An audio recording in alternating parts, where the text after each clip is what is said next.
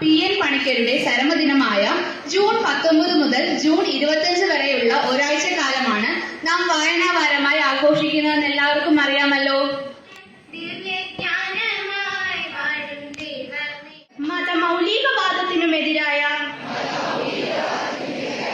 അതിക്രമങ്ങൾ തുടങ്ങിയവയ്ക്കെതിരെ ഒരാഴ്ച കേരളത്തിലെ വിദ്യാഭ്യാസ വകുപ്പ് വായനാവാരമായി ആചരിക്കുന്നു.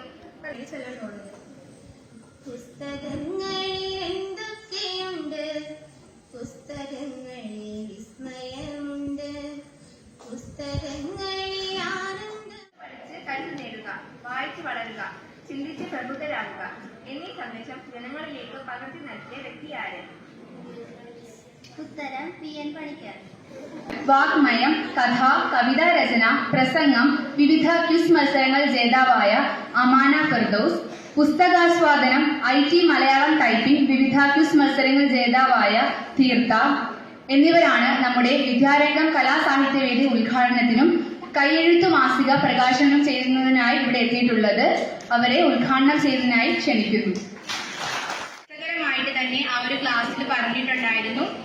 അപ്പൊ ഈ കൂട്ടത്തിൽ നല്ല രീതിയിൽ നാടൻ പാട്ട് പാടുന്നതായാലും അല്ലെങ്കിൽ കവിതാലാപനത്തിലും ഒക്കെ നല്ല കഴിവുള്ള ഒരുപാട് കുട്ടികളുണ്ട്. നമ്മുടെ സ്കൂളിൽ നിന്ന് തന്നെ സബ് ജില്ലാ തലത്തിലും ജില്ലയുടെ മത്സരമാണ് പുസ്തകാസ്വാദനം.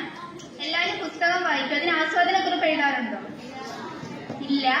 അപ്പോ നമ്മുടെ പരീക്ഷകൾക്ക് വരുന്നൊരു ചോദ്യം കൂടിയാണ് ആസ്വാദനക്കുറിപ്പ് തയ്യാറാക്കുക എന്നുള്ളത്. നമ്മള് വളരെ സന്തോഷത്തിലാണ് എല്ലാവരും അല്ലേ. 2024-25 അധ്യയന വർഷത്തിലെ ആദ്യത്തെ ഒരു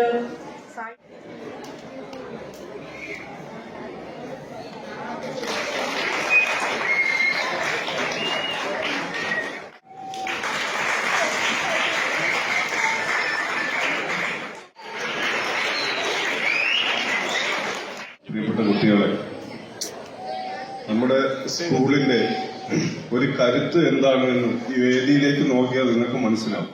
എല്ലാവർക്കും ചിലർക്കൊക്കെ ഇഷ്ടമാണ് പുസ്തകം വായിക്കാൻ, ഇഷ്ടമാണ്. എനിക്ക് അതേപോലെയാണ് ഇഷ്ടം, ബുക്ക് വായിക്കാൻ ഭയങ്കര ഇഷ്ടമാണ്. അങ്ങനെ ഞാൻ എപ്പോഴും ലൈബ്രറിയിൽ പോയി കിട്ടുന്ന സമയത്ത് ബുക്ക് എടുക്കും.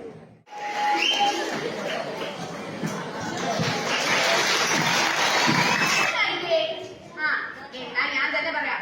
പൊൻകുന്ന മർക്കിടെ ആ വാഴവെട്ടിലെ റാന്നിയിലെ മട്ടത്തിലാണെന്ന് പോലും സോമരി സംബന്ധി പാത്രത്തിന്റെ പൊട്ടുപോലെ ഉടന്നു.